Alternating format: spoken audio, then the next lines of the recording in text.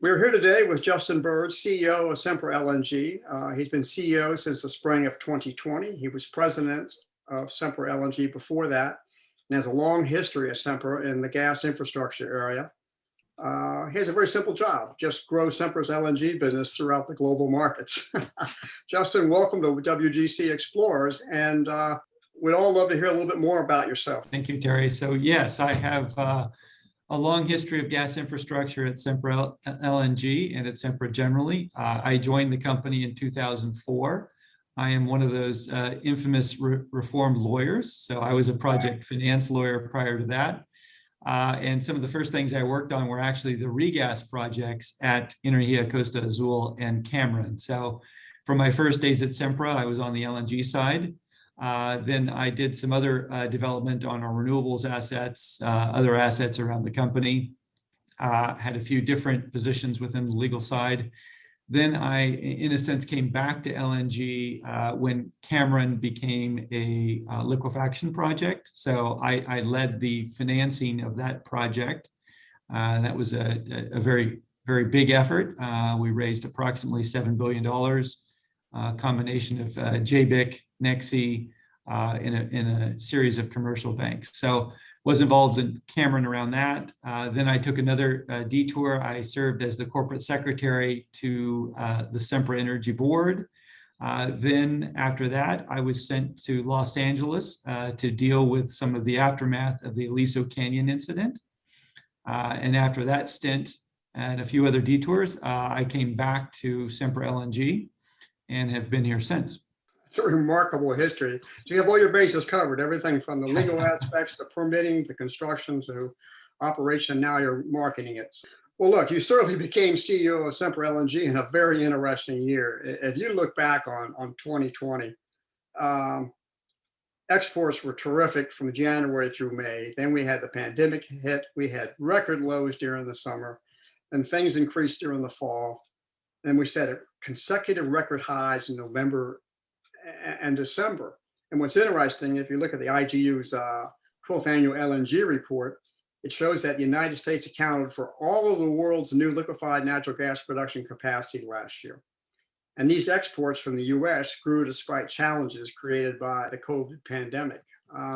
What lessons did you learn from the pandemic experience and this crazy market volatility, which might get you through this fall and this winter? And also, to hear how the pandemic affected your operations, how your company navigated last year and are going to navigate this fall. 2020 was quite a year. I think we as a world suffered through the pandemic, and our hearts go out to those who were affected by the pandemic and communities, our friends and our families. So the other interesting thing that happened in 2020 was, we had the oil price situation. So I think you saw a lot of volatility in the markets. Some of that was the decrease in demand. Some of it was cut back on supply. And I think this trend is really the learning coming out of the pandemic is that, this is a commoditized business. Supply and demand probably will match only for brief periods. We also are an infrastructure business where building new infrastructure to provide supply takes a long time, a long permitting process, long planning process. So I think this volatility that you're seeing will continue. At our company, we are focused on long-term contracts. So what we offer is the chance to really, lock in those prices. Some people are interested in that. Others prefer to be in the spot market.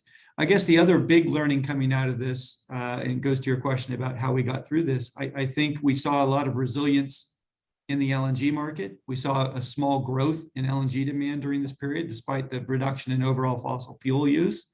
We also saw resilience in our employees, innovation, technology. We learned how to unload ships in a socially distanced manner. We learned how to operate at a socially distanced manner. We learned how to work from home. We learned how to, do these video conferences. We got better at all these things. So I think, there will be a change in how we work in the future. I hope it's for a positive. I also think we'll continue to see this volatility, and it's something that, we need to manage through. Well, let's shift to what's happening right now. As I mentioned, the first 6 months of 2021 saw LNG exports set records. And summer LNG markets were incredible, led by Asia. They came roaring back from the pandemic. We saw the lowest prices in 30 years last year.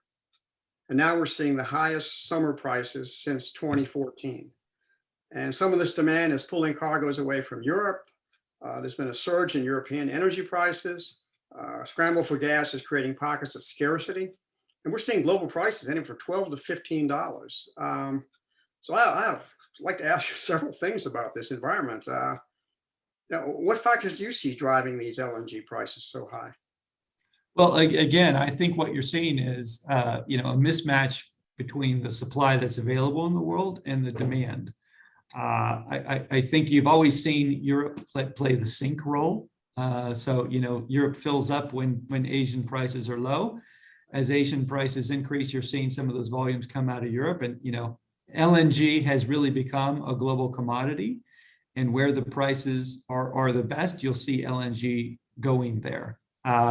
So I think, it's interesting. I remember a conversation between the then president of Sempra LNG, Darcel Hulse, and a consultant back in 2005 or 6. And the fundamental debate was about whether LNG prices were ever going to become, commoditized across the world. And I think we're getting closer to that. I think we're starting to see that. I do think, with shifts in weather, shifts in demand, frankly, what we've seen in the pandemic, it feels like we've come out of the pandemic like 4 times now, only to unfortunately revert. So I think you're still seeing some uncertainty in what demand will look like when the economy restarts. You're seeing signs of it, and I think we're optimistic about how we're going to come out of this. Do you think in the end, these high prices, are they sustainable? If they are sustained, will lower demand? Yeah, I think 2 things are happening. One is, I think as you see higher prices, you'll probably see more interest in increasing supply. That's one factor. I think the other thing you're going to see is you may see less shifting from coal or other energy sources, or you may see a shift away from natural gas and to some other form of energy. So I do think these kind of short-term prices are market signals. The other thing I think we're seeing is you may see less supply as people try to figure out what kind of LNG will be marketable in the future. And by what kind of LNG, I'm talking about green LNG. How do you certificate it? What is it? Do you have to pay carbon cost associated with it? So that's another topic I'm sure we'll cover. Well, we had a headline here in the Houston papers not too long ago saying basically the era of cheap gas is over. We've had consistently over $3 a million BTUs here in the Texas production, et cetera. I've been in this business for 45 years, and I've heard this, the era of cheap gas is over. And I've seen prices crash 4 times in my life. So, yes. Is the era of cheap gas over? I have to say I agree with you, Terry. I think what we call cheap gas has been defined multiple times at different price levels. So, what may be expensive now, we may call cheap 2 years from now. So I think, again, as you see supply and demand mismatching, you're going to see this price volatility. I think, the environment for oil and gas around the world is a little uncertain right now. I think you're seeing producers in the US more reluctant to increase their supplies or hold out to see what is happening. So it's natural that prices will increase as I said before. As you see those price signals, I think you'll see more producers produce more, and then you'll see some flex in the market. But I would never be one to say this is the last time we're going to see anything in oil or gas prices. Let's talk about some marketplaces. And I mentioned that Asia came roaring back. Mm-hmm. And you look at this year, we're looking, we always had the traditional demand centers like Japan, Korea, and of course, China. But the LNG business was looking very optimistically about new markets such as Myanmar, Vietnam, the Philippines. This could be a whole new market area. And then some say that the demand in Southeast Asia could go up 4 or 5 times over the next 10 years. But this COVID has just devastated these economies, and this also includes India. Um, let's be optimistic, though. This too will pass, as they say. How do you assess these new markets? And what will be the big challenges for you in developing LNG markets in say, Southeast Asia? There are a few. One is, as we talked about, the current prices probably make it more economical for them to find other energy sources, whether that be coal or even less clean sources of energy. I think the other thing that could play a factor is, energy security in those countries. So if they have an indigenous source of energy, it's more likely they're going to use that. But we are optimistic about those markets. We think as energy demand comes out of the pandemic, as we try to supply the world with more energy, and frankly, as we try to supply the world more energy that is cleaner, I think LNG will play a critical role in those nations. So it's another one, there's a lot of uncertainty now with the pandemic. And as I said, the sense that we're coming out, but we go back in. So I think as economies restart and truly restart and come out, and as countries look to expand their energy resources and to make those cleaner, I think LNG will play a role in those countries you referred to. Looking at the Pacific, those markets there, it was kind of exciting to see that last fall you announced that a pair of your subsidiaries will build an export component on the Pacific coast of Baja. What advantage do you think this new facility will have in this marketplace in the Pacific? We're really excited about Energía Costa Azul, ECA. As you know, it was the only liquefaction project to take final investment decision last year. We're proud of that. And frankly, I've been very grateful for the outpouring of support from the broader industry that is just excited about having a final investment decision in 2020. So I think you have a few advantages. One, there's definitely a cost advantage because this is a brownfield facility. It's associated with the regas. It's a relatively small facility because we will still be servicing those regas contracts through their term. It is also geographically more proximate, as you know, to Asia. You don't have to go through the Panama Canal. As you know, in LNG, shipping costs are a significant portion of the landed costs versus something like oil. So a shorter journey, a more certain journey where you don't have to pass through the Panama Canal. All of those things are advantages that really made ECA, exciting for the marketplace. I will say we're also looking at other opportunities on that west coast of Mexico. We've talked a little bit about a project called Vista Pacifico, early stages, but again, same premise, which is the geographic advantage of being on the west coast of Mexico and a proximity to certain markets in Asia. This is an incredibly competitive market, Asia. You're going head to head against other U.S. companies, Australia, Qatar. So while we have this intense competition on the supply side, we now have the three largest economies in the region agreeing to a net zero emissions by a date certain. And, Japan released their initial look at this pledge and said they'll reduce LNG imports by 17% in 2030. If these countries go forward with these pledges and actually accomplish them, how do you think this is going to impact the LNG demand in the region? And, do you see renewables taking a greater share of the marketplace there? I do think you'll see a differentiated role for LNG versus natural gas generally. If everything goes as everyone has planned, I do think you could see some reduction in overall demand for LNG in the region. I will say we've had this experience here in California. In our service territory here, where I am now, San Diego, we have some of the highest renewable penetration. And what you see is a shift in the use of natural gas. It really comes on quickly when those renewables aren't providing power. It's something we've seen in the California market. Natural gas still plays a critical base load role. However, that role is very different than what it has historically been. So I think in these markets, you will see renewables come online. You will see renewables playing a significant role around the world.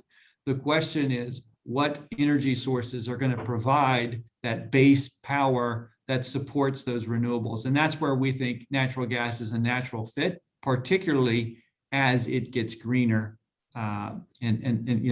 LNG in those countries, a lot of those countries you're talking about, will be the source of natural gas. Right, and there's still a tremendous amount of coal being burned Yes, throughout the region. There's probably no faster way to reduce emissions or meet some of these goals than to replace that coal with absolutely. natural gas, right? All the press is about Europe gas prices and talk about the Asian markets, et cetera, but some of the most exciting things on LNG exports has occurred in South American markets. And so let's shift to that region. And, several of these countries down there, including Mexico, import LNG. Brazil has reported record amounts of LNG recently, and US South American cargoes in the first half of the year have more than doubled, outstripping increases to Asian and Europe. To what extent do you all focus on the South American markets, and what insights can you give us into those markets? I think, South America has been interesting. You've seen some growth. You've seen some countries who I think had hoped to be exporters. Argentina, for example, who's probably still importing. As a company, clearly we're more focused on Mexico. It is important for those in the US. I mean, Mexico is our largest importer of natural gas. We have a significant presence in Mexico on our gas pipeline business. So we're much more focused on Mexico. And when I say Mexico, I mean our LNG projects, as well as the natural gas going there via pipeline. One of the things we've talked about as a company, and we have some changes going on, we're creating what's called Sempra Infrastructure Partners, which is really bringing together our LNG business and our eNova business under a common partnership. We've stated we've publicly sold 20% of that. We're in the process of selling 20% of that to KKR. So I think you'll see further integration of our gas businesses and our LNG businesses in Mexico. We do have discussions with various countries in South America about their desire to take LNG. Again, the Gulf Coast and Pacific Coast are two prime locations to deliver to South America, depending on where you are in South America. So we do watch those markets. Well, let's go back to the climate concerns and the Paris Agreement and the net zero pledges, et cetera. I mean, these pledges go beyond Asia and are being made worldwide. I think the top 100 economies in the world now pledge to reach net zero emissions within the next 20 to 30 years. Now we have the IEA roadmap coming out this summer that calls for a halt in investment in all new fossil supply projects.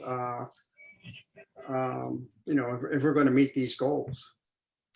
Yet at the same time, billions of dollars are being spent to develop natural gas projects in anticipation of growing demand. It's kind of going to be a collision here somewhere. Do you believe that these developing countries will somehow drastically curtail their energy options and not use fossil fuels to meet these targets, or do you see LNG as really having an important role in meeting these net zero emission targets? It goes back to that fundamental discussion we had, which is the need to grow energy to the world, at the same time, the need to make it cleaner. So I think LNG will play a critical role as countries transition off of less clean fuels and really move toward cleaner energy sources. One of the things I talked about, Sempra Infrastructure Partners, we will be renaming the LNG business unit LNG and Net Zero Solutions. We can talk about that in the future. But one of the things we're seeing is, carbon capture becomes necessary. Can we produce LNG cargoes that are net zero? And what role will those cargoes play in the overall marketplace? So I think we are likewise committed to achieving net zero. I think LNG will play a role in that. One, by, again, offsetting less clean energy sources, and two, really helping support developing nations as they try to fuel their economies. The real thing we have to do is to get LNG greener and have some common set of understanding of what we mean when we say LNG is green or greener.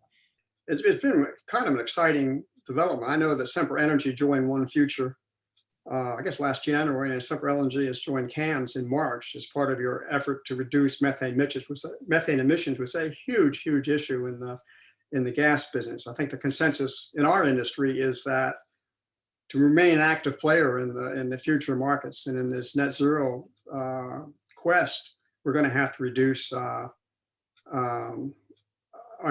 methane emissions. And it's exciting to hear that, Mexico received its first cargo from your Costa Azul terminal. That was a carbon offset cargo.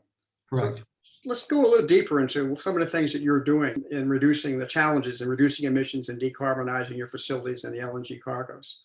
So first off, I would say one of the lessons that we learned, and I think we're learning as a world, is, our specific assets are a very small part of the cradle to grave emissions. So liquefaction generally, people will say, is about roughly 5%, 6% of the emissions of the value chain. So one thing we're focused on is, can we reduce the emissions of that 5 to 6%? What's becoming more important is for us to look upstream from us and downstream from us. How are we going to reduce the rest of those 95% emissions? So some of the things we're doing on that side is looking to power our LNG facilities with green power. So can we increase the use of renewables in the production of our LNG? Can we work with producers who can provide cleaner or net zero gas? How are they doing on emissions? At our facility, again, can we switch to e-drives? Something we are looking at and we have stated publicly. Can we capture carbon from some of our industrial processes? Can we help others capture carbon as part of that same process? And then downstream, how can we work with customers to really give them certification? And how can we help them or advise them on cleaning up their own use of the gas? You think that at some point people will pay a premium for clean LNG or green LNG, or? Yeah, I sure hope so. Whether it is a premium or a certain type of LNG that isn't certificated for its greenness will trade at a discount. I think the same concept applies. I think you are going to see increased demand for green LNG, particularly in countries that have made those types of pledges that we discussed. I guess for importers, there's two ways to handle this. You either pay a premium for the green, or you penalize the dirty. Correct. I know the carbon, the border adjustment taxes that are being proposed in the EU, we're all watching that carefully. And we're trying to figure out if it's going to be used as a weapon against LNG imports, or at least dirty imports. So, yes. And you have any thoughts on this proposed carbon border tax? It's interesting because what it's going to determine is what sources of energy are going to be used and what are the cost associated with those. So you're going to see some interesting dynamics in the market. And will those carbon costs be greater than the cost of either greening the LNG, or will the LNG go to a different market where it can get, a higher net cost? So, we've seen the same thing on renewables with all the policies designed to, really spur the use of renewables. So it's something we definitely watch. Frankly, I think certainty one way or the other is what is most helpful, particularly when you're making long infrastructure decisions, to have some certainty. What are the costs going to be? How do you avoid those costs? How do you certificate, LNG coming into a particular market? All of those will go a long way to reducing the uncertainty in the market. You mentioned green finance. This is the other side of the coin on the net zero targets. You know better than anybody that downstream gas infrastructure investment will be the key to growing gas markets, especially in these developing countries. I mean, these countries are wrestling with three big financial challenges. One, build their economies. Two, mitigate climate impacts. And then three, this desire that they go, redo their entire energy systems to more of a green, renewable thing. We're seeing an accelerated participation by private investors. It used to be the big banks, the world banks and the multilateral banks now, but we're seeing private investors and investment community jumping into this with a focus on sustainable investing. And there's certain anti-gas sentiment to some of these green, what we call them green investors, for lack of a better term. Do you see this anti-gas sentiment in the financial community stalling some of these LNG projects? You raise a great point, because I think what we're seeing is you're going to see, and I think the IEA agrees with this, most of the energy growth in the world is going to happen in Africa and Asia. And the real challenge is, how do you build energy production in those countries in a way that is cleaner than what they can otherwise do with indigenous sources, or frankly with coal? Cost will be an issue in those countries. So you need to provide an energy source that is economical. At the same time, you also want to provide a clean energy source. So we have lots of discussions with downstream, and you're right. One of their concerns is, how do I finance the infrastructure in my country, right, when a lot of banks are saying that oil and gas has a higher risk and therefore has to have a higher reserve, therefore a higher borrowing cost. So it is something that I think we're going to have to face. And to be frank, are we comfortable with banks not lending to those? And what happens in the world that doesn't happen? I think you're going to see more dirtier energy proliferating. I mean, as countries grow, they need energy. How do you provide that new energy? How do you provide it as greenly as possible? Yeah, you mentioned Africa, and you look at the number of people in Africa who don't have access to full electricity, and we take 24-hour electricity for granted. And there's many places in the world that if they had 4 hours in a row of electricity production, they figure it was a good day. How this shapes out, there's going to be some tough choices made. And the bottom line is, these countries have to look at their economy and the people. And the other thing to note is, again, it's not like we're in a vacuum here in the U.S. or frankly here in California. We may have different energy policy goals. We may be at a different state of where we're trying to make our energy even cleaner. However, the air I'm breathing here in beautiful San Diego, may have been in some other place in the world, 4 days ago. So this concept that, localism can sometimes be an impediment to really true net improvements in the cleanliness of energy around the world. Right. That's one of the things I don't think they factor into some of these discussions, is in fact, the LNG industry does start producing, as your goal, net zero cargoes. Would this say, well, we should reconsider financing facilities if that's the type of gas that's going to be coming in? So you have a lot on your plate besides current markets and what's going on there. And you have a lot of developments on the table for expansions, et cetera. This is probably a really good time for you to update us on Sempra's LNG facilities. We talked a little bit about the Baja export facility, but we also have the Port Arthur facility, and you have some other expansions planned. So this would be a really good time to have you update us on where these stand. So Energía Costa Azul ECA is in engineering and construction. So early construction activities are happening at the site right now. We've been very fortunate. We have a great safety record coming out of Cameron, and that safety record is holding true at ECA. We are working through the challenges of the pandemic and social distancing, making sure that our workers and our contractors are safe. So that is going very well at this point. I'm happy to report we're on time, on budget, and high quality things that we measure. So things are going well there. The other thing I talked about the small scale or the first phase of ECA. We are still interested in looking at the opportunity to expand that to a second phase. And really that will come around the time that those existing contracts at the regas side expire. So we're looking for additional expansion opportunities there. You talked about Port Arthur. So Port Arthur, we recently announced that some of our contracts were expiring. But what we're doing there is really two things. One, improving the emissions profile of the base LNG plant, looking at e-drives, other ways to reduce emissions, also looking at ways to reduce costs there. The other thing, we had contemplated that site as a big, up to 8 trains of LNG.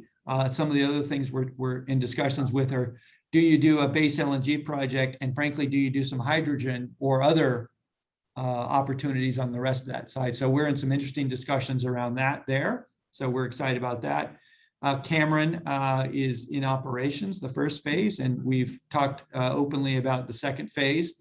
Pretty exciting about that opportunity. I'm proud of our team's work on the innovation side. We've really been able to get more LNG out of one train and some potential debottlenecking. So we think the second phase at Cameron would be a one train project, very economical. And we're working with our partners on that project early in pre-feed process, probably a shift to e-drives.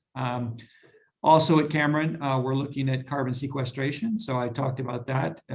We are in the process of working with our partners on that. We see an opportunity not just to capture some of the carbon coming off of the LNG facility, but that area in the Gulf is very proximate to a lot of industrial uses where we can really capture their carbon as well. So that's an exciting opportunity for us. I also talked about Vista Pacifico on the west coast of Mexico, another project that we're also looking at. So exciting times, yeah, a lot on the plate, and I'm happy to be supported by a wonderful team who's doing their best. Let's shift gears and talk about the World Gas Conference a bit. Last year we made the decision to postpone the World Gas Conference, next year in Korea, and we're delighted that Sempra LNG is a sponsor, by the way, of World Gas 2022. What are the benefits and reasons to participate in an industry event like the World Gas Conference? I think the World Gas Conference is a wonderful opportunity, frankly,